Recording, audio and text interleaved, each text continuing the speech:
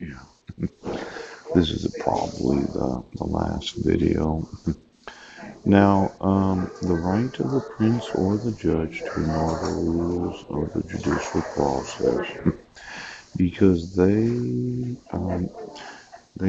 considered legal procedure to be a part of the civil law, that is positive law, and therefore completely under the prince's or judge authority. Yes.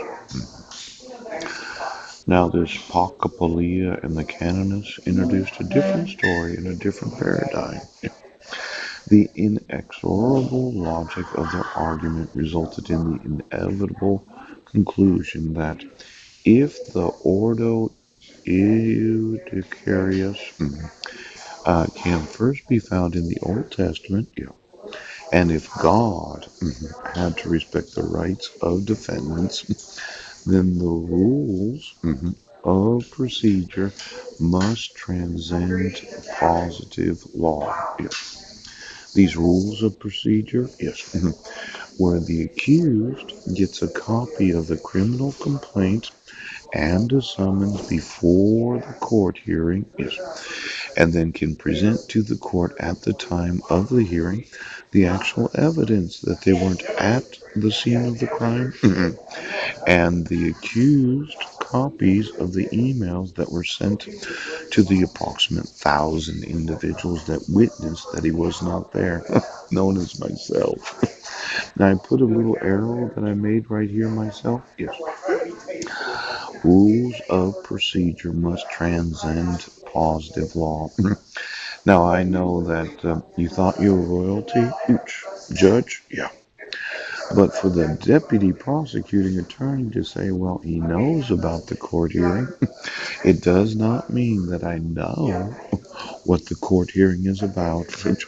And as the accused, I have the right to prepare for court before you have the court hearing so that I can prove my innocence and wouldn't have had to spend the last 15 months going to court hearings. Now, the INUS, I don't know if these are Latin terms. Yes, I haven't gotten into the Latin yet. I just started with this Ordo Iudicarius. It sounds Italian, but maybe it's not Latin.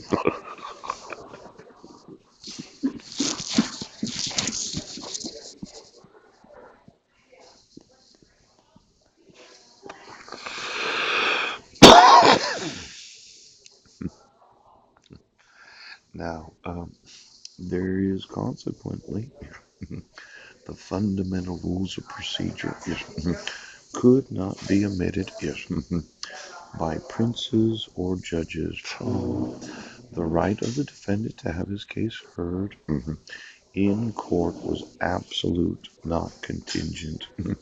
Meaning, it's not contingent upon you saying, I know there's a court hearing. It's an absolute that you have to summons me, yes, and I have to have the right of the criminal complaint, yes, so that I can prove my innocence. Now, I put a little revised here, yes, and witness that there is an absolute right, the absolute right to summons, yes, and the criminal complaint.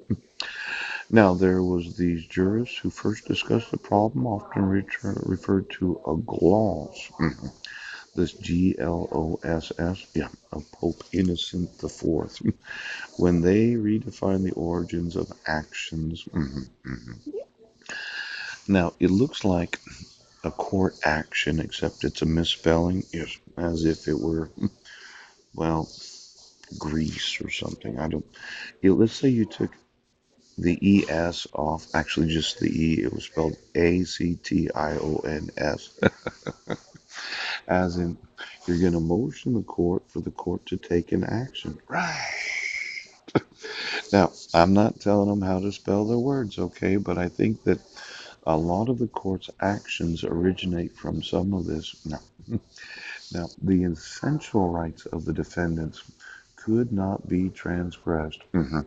Now, as the accused, known as the defendant, you as a court could not transgress. Now proceed against a person if he had not cited him. Since a summons had been established by natural law, the Pope could not omit it. Now you would think that if a Pope can't omit the actual summons, the personal service, and a copy of the plaint, yes, could not to a just decision unless the defendant was present in court. Why was I not present in court on August 21st of 2017? Because you didn't give me a summons, the personal service, and a copy of the criminal complaint that would have explained to me, the defendant, why you're accusing me of a crime. Now, it seems, yeah, that summons and judgment must be observed. Yes. Now, there's a little lawsuit right here, okay? Yeah. Summons to court, the citatio, yes, and the sententia. How can you pass a sentence, cell hearing, yes, where you're going to judge me as mentally ill, delusional, yes, when I emailed you that I wanted to know what the court hearing was about?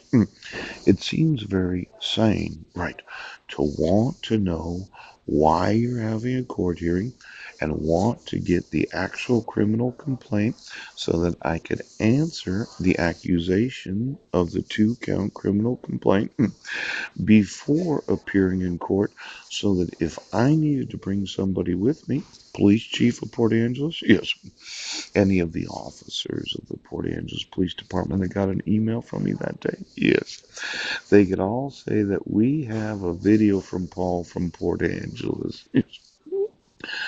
Now, he argued, were integral parts of the judicial process because Genesis, yes, 3.9 to 12 uh, proved that both were necessary.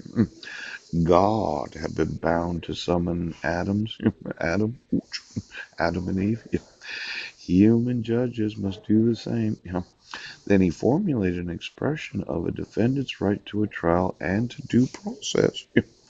With the following words, person is presumed innocent until proven guilty. The item abet presumptuor innocens nisi probatur nocens.